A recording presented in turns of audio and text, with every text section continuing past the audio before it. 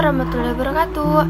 Perkenalkan, nama saya Siva Najifa dan saya dari kelas 2F dan dari kelompok 1.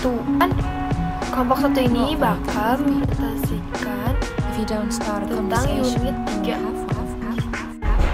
Pertumbuhan adalah perubahan secara fisiologi sebagai hasil dari proses pematangan fungsi-fungsi fisik yang berlangsung secara normal. Pertumbuhan berkaitan dengan perubahan kuantitatif atau peningkatan ukuran dan struktur biologis. Kayak bisa dihitung gitu.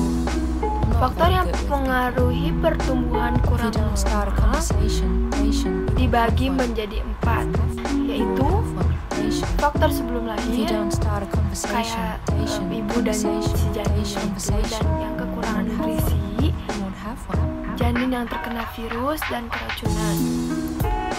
Ada faktor ketika lahir, seperti pendarahan saat melahirkan. Lalu faktor setelah lahir, anak yang mengalami faktor psikologis yang menjadi faktor paling fatal, seperti ditinggal ayah ketika bayi, ketika si ibunya itu melahirkan, dan kekurangan kasih sayang juga dari orang tuanya, sehingga anak yang mengalami kehampaan dan mengakibatkan pertumbuhan yang lambat gitu, kayak pertumbuhan yang lambat.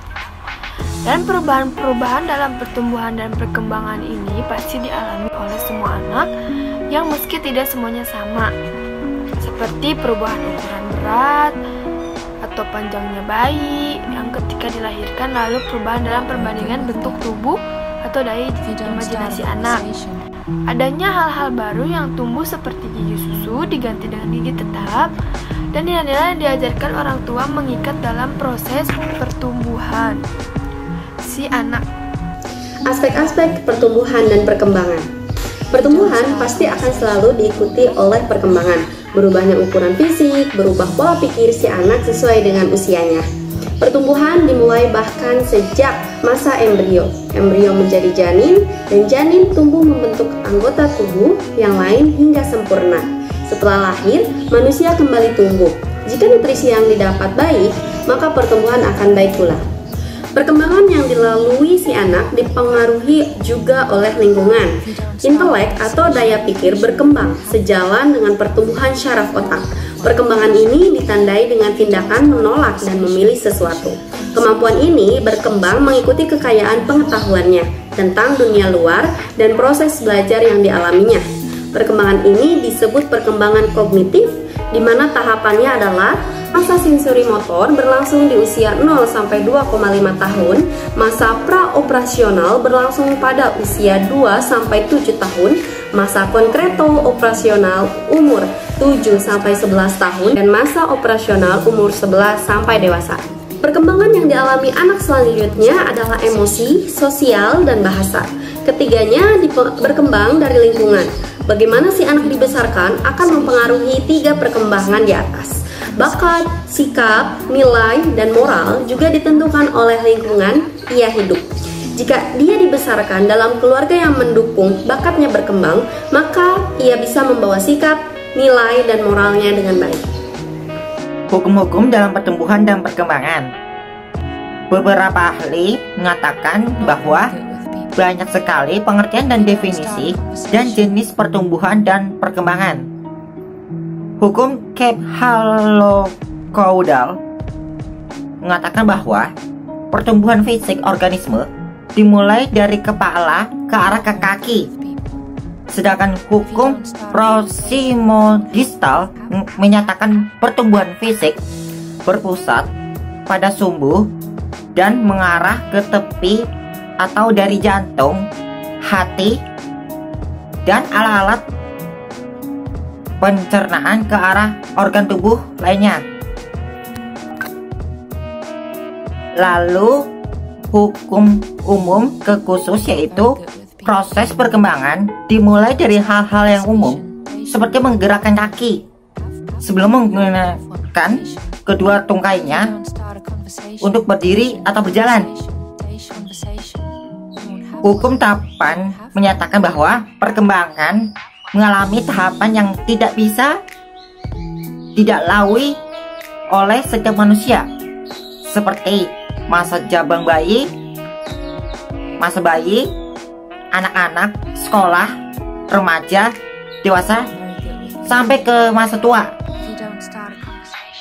Hukum tempo dan ritme yaitu dinilai dari cepat atau lambatnya suatu masa perkembangan, seperti apakah perkembangan tersebut mengalami trauma atau kecelakaan fisik dan kematangan fisik. Karakteristik pertumbuhan dan perkembangan remaja. Remaja sendiri menunjukkan masa tercepat antara umur 12 tahun sampai 22 tahun, mencakup seluruh perkembangan fisikis yang terjadi di masa tersebut. Menurut hukum usia, minimal untuk perkawinan adalah 16 tahun untuk wanita dan 19 tahun untuk pria. Dan menurut WHO, remaja adalah perkembangan yang menunjukkan tanda-tanda seksual sekundernya sampai saat ia mencapai kematangan seksual. Di Indonesia sendiri, remaja dilihat dari kriteria fisik, sosial, identitas, dan tradisi yang berkembang. Hal-hal yang terjadi pada saat remaja adalah kegelisahan. Misalnya, mereka gelisah karena mereka memiliki banyak keinginan yang tidak bisa terpenuhi.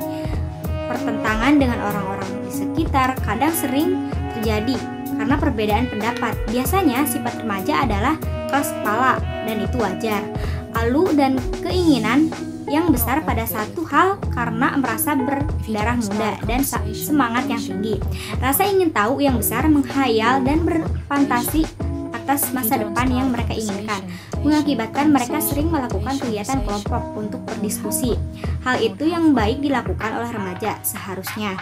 Tugas-tugas perkembangan sendiri oleh Hafigus dinyatakan sebagai tugas yang harus dipelajari, dijalani, dan dikuasai oleh setiap remaja, seperti mencapai kebebasan ekonomi, kebebasan emosional, dan memilih atau menyiapkan sesuatu pekerjaan untuk masa depan yang lebih cerah. Sekian dari kelompok 1 itu presentasinya, dan semoga kalian bisa ngerti. Assalamualaikum warahmatullahi wabarakatuh.